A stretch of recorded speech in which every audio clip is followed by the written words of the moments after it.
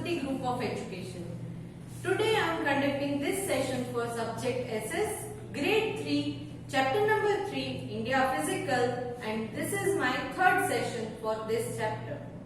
आज हम इस चैप्टर में थर्ड सेशन लेने जा रहे हैं, but before I start the third session, let us recall the previous sessions. पिछले सेशंस में हमने क्या पढ़ा था, एक बार हम रिकैप कर लेते हैं. In my previous session, I taught you about these 6 physical divisions. But what is physical division? Physical division क्या है? India is a very beautiful country. It has high mountains, valleys, plateaus, plains, deserts. So all these are different types of landform. ये सारे के सारे अलग अलग type के landform हैं, जिनको हम फिजिकल डिवीजन कहते हैं. क्या कहते हैं? Physical division. Correct.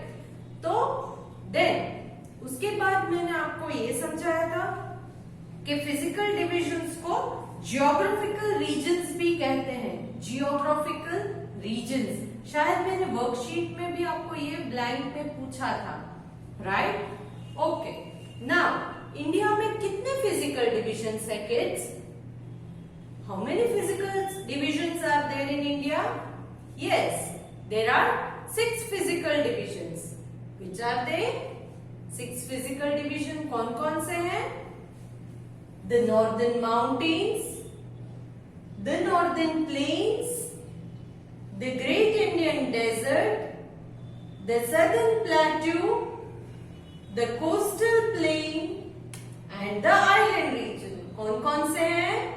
The northern mountains, the northern plains, the Great Indian Desert, the southern plateau, the coastal plain, and the island region. Then, after this, what we taught? What did I teach you? Okay, we learned in detail regarding the northern mountains, the northern plains, and the Great Indian Desert. So northern mountains, northern plains और Great Indian Desert, इन 3 physical divisions को हमने detail में study कर लिया है. But I don't want to rush, बहुत fast नहीं करना है, इसीलिए एक बार इन तीनों को जो हमने ऑलरेडी पढ़ लिया है उसका हम रिकॉल कर लेते हैं, फिर से एक बार याद कर लेते हैं. The northern part of India has very high mountains.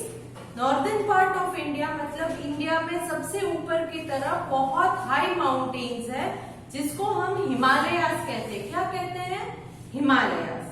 Now they are located in the northern part of India, so they are called the northern mountains. ये इंडिया के नॉर्दर्न पार्ट में, इसीलिए इसे नॉर्दर्न माउंटेन्स कहते हैं. यहाँ पर हिमालयास में वर्ल्ड्स हाईएस्ट माउंटेन पीक है. वर्ल्ड्स हाईएस्ट माउंटेन पीक है. कौन सी है वो? That is mount Everest. कौन सी है? Mount Everest. And it is located in the Himalayas, that is in Nepal. और ये हिमालयाज में है. माउंट एवरेस्ट जो highest mountain peak in the world है, वो माउंट एवरेस्ट है, और वो नेपाल में है. कहां पर है? नेपाल में. देन यहाँ के mountains through out the year, northern mountains के जो माउंटेन्स है वो थ्रू आउट द ईयर मतलब पूरे साल बर्फ से, स्नो कवर्ड रहते हैं, बर्फ से ढके हुए. स्नो कवर्ड, स्नो इज बर्फ, बर्फ से ढके हुए रहते हैं throughout the year. Okay. Then the melting of the snow, जब ये स्नो या बर्फ मेल्ट होती है, ओके, जब ये बर्फ या स्नो मेल्ट मतलब पिघलना. क्या? पिघलना. आपने देखा होगा कि बर्फ है, फ्रिज में से निकाल के थोड़ी देर एक प्लेट में या एक छोटी कटोरी में रखोगे तो वो थोड़ी देर बाद रूम टेम्परेचर में मेल्ट होना स्टार्ट हो जाएगी, पिघलना स्टार्ट हो जाएगा बर्फ, और पिघल कर पानी बन जाएगा. सेम वे इन माउंटेन्स का जो स्नो है वो भी मेल्ट होता है. करेक्ट? और ये मेल्ट होने के बाद पानी बन जाता है. ये स्नो भी मेल्ट होने के बाद पानी बन जाता है, और ये पानी बाद में रिवर बन के नीचे नॉर्दर्न प्लेन्स में फ्लो होने लगता है. तो क्या होता है? the snow get melted and then it transforms into water and flows like a river into the northern plains. Now, which rivers I taught you are flowing from the Himalayas? Himalayas में से flow होके कौन कौन से river नीचे flow होती है? The Ganga, the Indus, the Yamuna and the Brahmaputra. कौन कौन से river? The Ganga, the Indus, the Yamuna and the Brahmaputra. ये 4 river के बारे में मैंने आपको already previous session में बता दिया था. Now, नॉर्दर्न माउंटेन्स में है वो उधर कुछ भी ग्रो नहीं होता है. नॉर्दर्न माउंटेन्स की जो हाईएस्ट पीक्स है, the highest mountain ranges, in this area nothing can be grown. Why? कुछ ग्रो नहीं होता है क्योंकि ये जो माउंटेन्स है वो पूरे साल स्नो से कवर्ड रहते हैं. तो स्नो से कवर्ड रहेंगे तो जो प्लांट्स है उन्हें ग्रो करने के लिए सनलाइट, वाटर, एयर ये सब चाहिए. तो स्नो कवर्ड अगर कोई एरिया है तो उसमें वाटर आएगा? नहीं आएगा. क्यों? क्योंकि स्नो जो है वो जम जाता है तो उसमें पानी नहीं रहता है. And if any plant doesn't get water then what will happen? It will not grow. It will not grow. So nothing can be grown in the northern mountains or the Himalayas. The lower region, ये northern mountains का जो lower region है, top region में snow covered रहता है. क्या रहता है top region में? Snow covered रहता है. But the lower region, नीचे का जो हिस्सा है mountains का, यहाँ पर thick forest है. क्या है? Thick forest. Thick forest मतलब बहुत घना जंगल है. क्या होता है? बहुत ही घना जंगल होता है. Now, this lower region is also known as Terai region. क्या बोलते हैं इसे? तराई region. Lower region of the northern mountains is called the Terai region. और यहाँ पर क्योंकि thick forest है तो यहाँ पर variety, large variety of wild animals भी है. करेक्ट? फॉरेस्ट है तो वहाँ एनिमल्स होंगे ही होंगे. तो कौन कौन से एनिमल्स है? Elephant, rhinoceros, then deer, etc. These animals are found there. जंगल में तो ये सब होते ही है ना. करेक्ट? Then ये हमने पढ़ा था नॉर्दर्न माउंटेन्स के बारे में. सो कहाँ पर होते हैं northern mountains? Northern part of India. India के नॉर्थ में. नॉर्थ में मतलब सबसे ऊपर वाले हिस्से में. करेक्ट? नॉर्थ मतलब see these are the 4 directions. North, east, west, south. So northern mountains है वो नॉर्थ में आते हैं, towards the north of India. Then next point we talked about the northern plains. उसके बाद हमने नॉर्दर्न प्लेन्स के बारे में डिस्कस किया था. क्या डिस्कस किया था नॉर्दर्न प्लेन्स के बारे में? Okay, to the south of Himalayas, जो ये नॉर्दर्न माउंटेन्स है उससे थोड़े अगर नीचे की तरफ आओगे, यहाँ पर एग्जाम्पल नॉर्दर्न माउंटेन्स है तो उससे जैसे ही टुवर्ड्स साउथ आओगे तो यहाँ ये नॉर्दर्न माउंटेन्स है, यहाँ पर नॉर्दर्न प्लेन्स आएंगे. Northern plains. As you can listen, plains अगर मैं बोलूं तो आपके दिमाग में कैसा आएगा? प्लेन, फ्लैट सरफेस आएगा. करेक्ट? एकदम फ्लैट. माउंटेन्स जैसा नहीं होता है, फ्लैट. तो इसीलिए इस रीजन को नॉर्दर्न प्लेन्स कहते हैं क्योंकि यहाँ पर माउंटेन्स या हिल्स नहीं है, एक जैसी जमीन है, same. Okay, so these are known as northern plains. They come towards the south of northern mountains. Northern mountains से नीचे साउथ की तरफ आओगे तो नॉर्दर्न प्लेन्स स्टार्ट होगा. Next, the river Ganga and Yamuna water this region. Ganga, Yamuna, ये सारी की सारी नदियां जो मैंने बताया था कि ये फ्लो होती है नॉर्दर्न माउंटेन्स में से स्टार्ट होती है. कैसे स्टार्ट होती है? यस, वहां का जो स्नो है वो मेल्ट होने के बाद रिवर फॉर्म होती है और it flows down to northern plain. और नीचे नॉर्दर्न प्लेन्स में ये फ्लो होती है. तो ये जब रिवर फ्लो होती है तो वो अपने साथ small particles of it brings down small particles of soil, जिसको हम सिल्ट बोलते हैं। क्या बोलते हैं? Silt. I taught you in my previous session also. So they bring down silt. ये सिल्ट नीचे आता है और इस वजह से ये नॉर्दर्न प्लेन्स का जो रीजन है, रीजन मतलब जगह, जो जमीन है वहां की, वो बहुत फर्टाइल होती है। फर्टाइल मतलब गुड फॉर ग्रोइंग क्रॉप्स। कोई भी क्रॉप्स खेती करने के लिए बहुत अच्छी जमीन है, क्योंकि यहाँ पर जो भी ग्रो करे वो बहुत अच्छे से ग्रो होता है। हेल्दी सीड्स उगते हैं उसमें से, हेल्दी फ्रूट्स, हेल्दी सीड्स उगते हैं। करेक्ट? तो ये कैसे सिल्ट कैसे नीचे आती है? क्योंकि जब नॉर्दर्न माउंटेन्स में से रिवर फ्लो होके नीचे की तरफ आती है तो उसका पानी का फ्लो जो है ना बेटा, वो बहुत ही फोर्स में होता है। पानी का फोर्स जो है, जो फ्लो होता है, वो बहुत फोर्सफुली नीचे की तरफ स्लोप है। स्लोप मतलब ऐसे,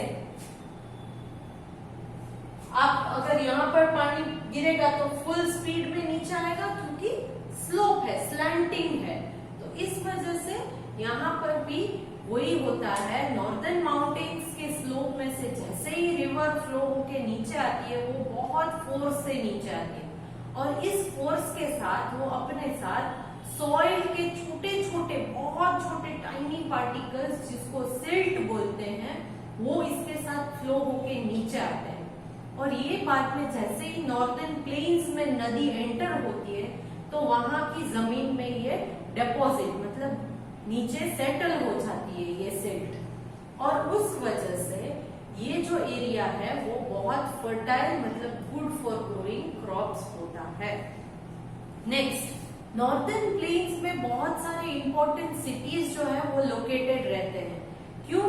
क्योंकि यहाँ पर बहुत अच्छी लैंड है, तो यहाँ पर ट्रांसपोर्टेशन का, रेलवे का नेटवर्क भी बहुत अच्छा होता है। सो इम्पोर्टेंट सिटीज यहाँ पर, जो नॉर्दर्न प्लेन्स का रीजन है, वहां बहुत इंपॉर्टेंट सिटीज हैं इंडिया के। विच cities I taught you? It is Delhi, Allahabad, Varanasi. Delhi, Allahabad, Varanasi, ऐसे बहुत सारे, सिर्फ ये तीन नहीं, इसके अलावा भी बहुत सारे इंपॉर्टेंट सिटीज है। करेक्ट? जो नॉर्दर्न प्लेन्स में सिचुएटेड है। सिचुएटेड मतलब बसते हैं, यहाँ पर है, लोकेटेड है। Okay? Then next I talk you about the Great Indian Desert. इसके बाद हमने पढ़ा था Great Indian Desert. Now the northwest part of India, especially state of Rajasthan, is covered with sandy area known as the Thar or the Great Indian Desert. Northwest मतलब ये वाला region, north west, north और waste के बीच वाला जो reason है उसे north west कहते हैं। तो इंडिया का नॉर्थ वेस्ट रीजन जो है वो बहुत ही ड्राई है। Okay? Because there is no water और वेरी लिटिल वाटर, तो ये बहुत ड्राई रीजन है, इसीलिए डेजर्ट कहते हैं इसे। The place where there is no water और very little rainfall, so this area is called desert region. And which desert? इसे थार डेजर्ट। कौन सा डेजर्ट? थार डेजर्ट बोलते हैं। Thar, THAR, THAR, Thar desert. The great Indian desert is also known as Thar desert. Okay? Clear? Now ये region बहुत ही dry है, इसका मतलब यहाँ पर कोई वेजिटेशन ज्यादातर नहीं होता है। ड्राई है इसका मतलब पानी अवेलेबल नहीं है। पानी अवेलेबल नहीं है तो प्लांट्स, ट्रीज ग्रो करेंगे नहीं। क्यों? क्योंकि उन्हें ग्रो करने के लिए they need water to survive. Correct? Yes, but some plants who don't require much water can be grown. कुछ प्लांट्स जिनको ज्यादा पानी की जरूरत नहीं है वो यहाँ ग्रो कर सकते हैं, मगर वो कुछ ही ऐसे प्लांट्स होते हैं जैसे कि कैक्टस है। कैक्टस आपने देखा होगा ना, एकदम कांटेदार होता है जिसमें लीव्स नहीं होते हैं। Leaves are modified into stem. Modified मतलब लीव्स की जगह पर मोटी मोटी स्टेम्स होती है। करेक्ट? उसे कैक्टस कहते हैं। आपने शायद देखा होगा, आपके घर के फ्लावर पॉट में भी होगा। For example see this is a flower pot, तो कैक्टस कैसे होते हैं, ऐसे ऐसे।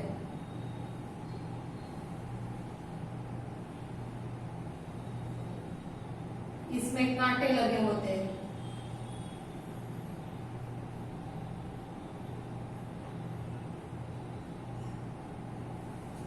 देखा है? यस, उसे कैक्टस कहते हैं। क्या कहते हैं?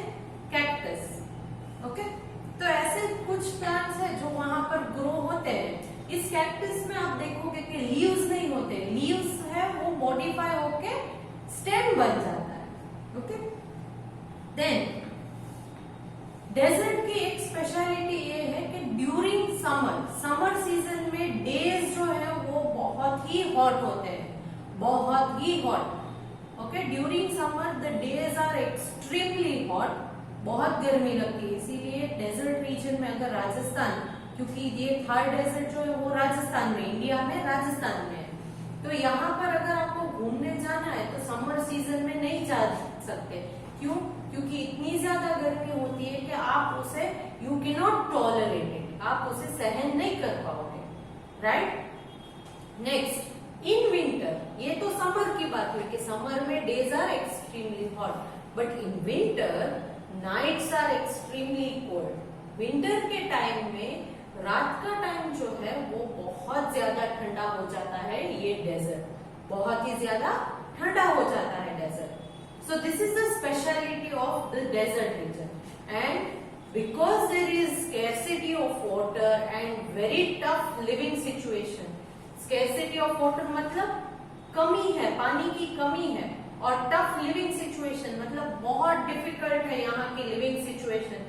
अगर यहाँ पर कोई इंसान रहता है तो they have to adjust themselves by not using much water। ज्यादा पानी का इस्तेमाल वो नहीं करते हैं, हम जैसे पानी को यूज करते हैं वो ऐसे यूज नहीं करते।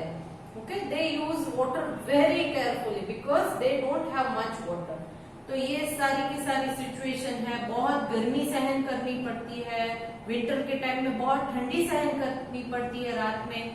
तो इस वजह से यहाँ पर लिविंग कंडीशंस बहुत डिफिकल्ट होने की वजह से ज्यादा लोग यहाँ पर नहीं रहते। जैसे कि मैंने नॉर्दर्न प्लेन्स में बोला था ना कि यहाँ बहुत सारे लोग रहते हैं। क्यों? क्योंकि जमीन बहुत फर्टाइल है and everything is very good, very suitable for everything. So इस वजह से नॉर्दर्न प्लेन्स में लोग ज्यादा रहते हैं। बट थार डेजर्ट या ग्रेट इंडियन डेजर्ट रीजन जो है यहाँ पर ज्यादा लिविंग बींग्स, ह्यूमन बींग्स या एनिमल्स हो या प्लांट्स हो ज्यादा नहीं रहते। क्यों? क्योंकि first thing scarcity of water, second thing summer the days are very hot, and third thing, and in winters the nights are extremely cold. Okay, so today in today's session I am going to teach you regarding the southern plateau. आज के session में हम ये fourth point जो है southern plateau, इसके बारे में पढ़ेंगे। कौन सा है fourth point? It's the southern plateau. Okay, so now before I start with the explanation of southern plateau, इस southern plateau के बारे में एक्सप्लेन करने से पहले I would like to share a map with you. एक मैप जो है आपकी टेक्स्ट बुक में दिया गया है, उसको मैं आपको दिखा रही हूँ। Please have a look at this map. इस मैप को देखिए एक बार केयरफुली। इस मैप के अंदर आपको नदियों के नाम दिए गए। Can you see the blue lines flowing? Blue curvy lines है, कुछ दिख रही है, और उन ब्लू कर्वी लाइंस में ऊपर नाम भी दिए गए हैं। तो ये ब्लू कलर इसलिए दिया गया है क्योंकि ये वाटर बॉडीज है, मतलब के रिवर्स है, पानी बहता है, इसीलिए पानी ब्लू कलर का हम लोग करते हैं ना नॉर्मली। इस वजह से ये ब्लू लाइंस जो है वो रिवर्स जो है उनका है। It indicates the reverse. ये इंडिकेट करती है, ब्लू लाइंस इंडिकेट रिवर्स। तो अलग अलग रिवर्स आप देख सकते हो, जैसे नर्मदा है, तापी है। तापी एकदम छोटा सा पार्ट देखो गुजरात की तरफ है। तापी, नर्मदा, गोदावरी है। Okay, then towards the east you can see Mahanadi है, कृष्णा है, कावेरी है। ये सारे की सारी रिवर्स है। क्या है? रिवर्स है। और सदर्न प्लेट्यू, आपने मैप में नोटिस किया मैंने पूरा इंडिया का मैप नहीं दिया है, पूरा इंडिया का मैप नहीं दिया, सिर्फ एक नीचे का हिस्सा साउथ का हिस्सा ही दिया है। क्यों ऐसा मैंने किया? क्योंकि ये सिर्फ जो साउथ का हिस्सा है ना उसे ही प्लेट्यू कहते हैं, that is why the name is southern plateau, इसी वजह से इसका नाम है southern plateau. Okay, so now the southern part of India is a peninsula which is surrounded by Arabian Sea in the west, Bay of Bengal in the east and Indian Ocean in the south. Okay, so ये जो southern part of India है इसे peninsula कहते हैं। क्या कहते हैं? Peninsula. क्यों कहते हैं? क्योंकि आपने अगर देखा होगा कि ये southern part of India अगर है, करेक्ट, तो यहाँ पर है अरेबियन सी, यहाँ पर है बे ऑफ बंगाल और यहाँ पर है Indian Ocean, correct. Arabian Sea towards the west, ये वेस्ट है, यहाँ पर Bay of Bengal towards the east, east में, और नीचे साउथ में है इंडियन ओशन। मतलब इंडिया का ये नीचे का साउथ का पार्ट जो है वो तीन तरफ से पानी से घिरा हुआ है, surrounded by water bodies on 3 side. How many side? 3 side. Surrounded by what? Water bodies. Which water body? Towards the west, Arabian Sea. Which water body towards the east? Towards the east, Bay of Bengal, and water body towards the south, it is Indian Ocean. So कोई भी land area जो चारों तरफ अगर पानी से घिरा हुआ हो, see for example if this is the spot, this is the land area and here they have water from all the side, if there is water then you call it an island, correct? अगर चारों तरफ पानी से घिरा हो तो उसे island कहते हैं। मगर यहाँ पर क्या है, यहाँ ऊपर की तरफ तो इंडिया का लैंड एरिया ही है, बट बाकी के तीन तरफ वाटर बॉडी है। That is why this part is called the peninsula region. क्यों कहते हैं the peninsula region? Okay? Now, the southern plateau covers most of the peninsula region. तो ये peninsula region है नीचे का, उसमें से जो हमारा the southern plateau है, ये पेनिनसुला रीजन नीचे का जो इंडिया का हिस्सा है, साउथ का जो हिस्सा है, उसमें से ज्यादातर मेजॉरिटी ऑफ द पोर्शन जो है वो प्लेट्यू है। प्लेट्यू का मतलब मैंने क्या बताया था? ओके, प्लेट्यू मतलब एक फ्लैट एरिया है but a bit higher than the rest of the land. मतलब जो सी लेवल की लैंड होती है उससे थोड़ा हाई जाने के बाद ऊपर का हिस्सा फिर से फ्लैट ही है, तो उसे हम कहेंगे प्लेट्यू रीजन। क्या कहेंगे? Plateau region. So it covers most of the peninsula region. India का जो पेनिनसुला रीजन है उसमें ज्यादातर जो है वो सदर्न प्लेट्यू रीजन है। क्या है वो? Southern plateau region. It lies to the south of the northern plains and is shaped like a triangle. जो हमारे नॉर्दर्न प्लेन्स हैं, सबसे पहले आएंगे नॉर्दर्न माउंटेन्स, उससे थोड़ा नीचे आओगे तो है नॉर्दर्न प्लेन्स। नॉर्दर्न प्लेन्स से भी नीचे साउथ में आओगे तो ये सदर्न प्लेट्यू रीजन स्टार्ट होगा। क्या होगा? सबसे ऊपर northern mountains, then towards the south there is northern plains and after that it is southern plateau region. और ये एक ट्रायंगुलर शेप में है। सदर्न प्लेट्यू रीजन जो है वो ट्रायंगुलर शेप में है। आपने देखा होगा कि इंडिया का नीचे का साउथ का हिस्सा ट्रायंगल शेप में है, तो ये सदर्न प्लेट्यू भी थोड़ा बहुत ट्रायंगुलर शेप में ही है। This plateau slope downwards from the west to east. West to east मतलब यहाँ पर वेस्ट, यहाँ पर ईस्ट का साइड है, तो वेस्ट का जो साइड है वो थोड़ा हायर है, ओके, और ईस्ट का जो साइड है वो थोड़ा स्लोपी है and it goes towards the east. So hence whatever the rivers which are flowing in the southern plateau, normally these rivers they flow from west to east and then they join to Bay of Bengal. Then they join to Bay of Bengal. Why Bay of Bengal? Because towards the east there is Bay of Bengal. So now the rivers such as Godavari, Krishna and Kaveri, आप map में देखो, मैं map आपको दिखा रही हूँ. Okay, in this map you can see river Godavari, Krishna and Kaveri. ये start तो होती है वेस्ट में से, but then it flows towards the east and then it joins bay of Bengal. किधर ज्वाइन होती है? बे ऑफ बंगाल में. Except river Narmada and Tapi. Except मतलब नर्मदा और तापी नदी के अलावा, क्योंकि आप देखो मैप में नर्मदा और तापी ये दो ऐसी रिवर है जो अरेबियन सी में ज्वाइन होती है. अरेबियन सी में, करेक्ट. बे ऑफ बंगाल में नहीं जाती है, अरेबियन सी में जाके वो ज्वाइन होती है. Although there are many rivers in this region, not all of them have water throughout the year.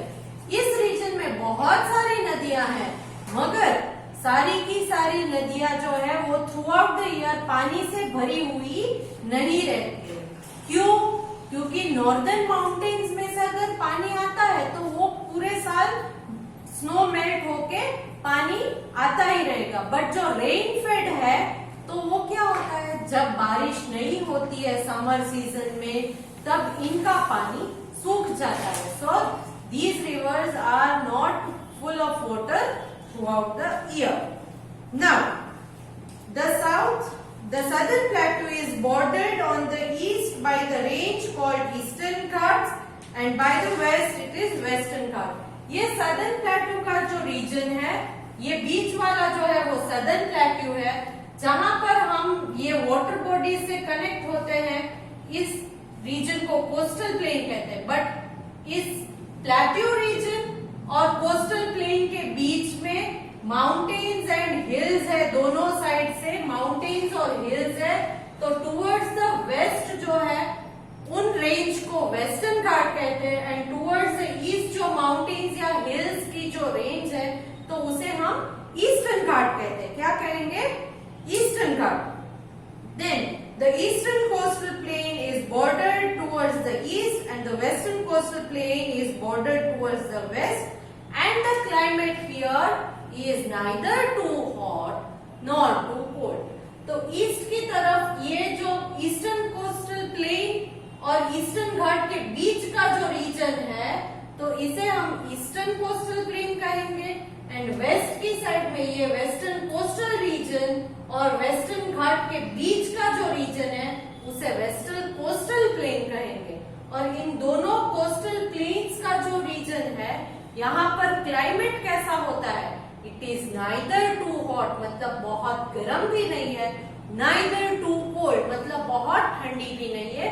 Moderate temperature होता है through out the year. Through out the year मतलब पूरे साल मॉडरेट मतलब मीडियम टाइप का temperature होता है. So here I have completed the explanation of the coastal plains. Coastal plains के बारे में explain मैंने कर दिया है. Next session में मैं फिर से थोड़ा बहुत इसका recap लूंगी. Okay? And along with this video I am sending you a worksheet in the PDF form which you have to solve. You can repeat the video once again so that you can get the answer or go through the PDF of the textbook which we have already sent you. Okay? Bye for now.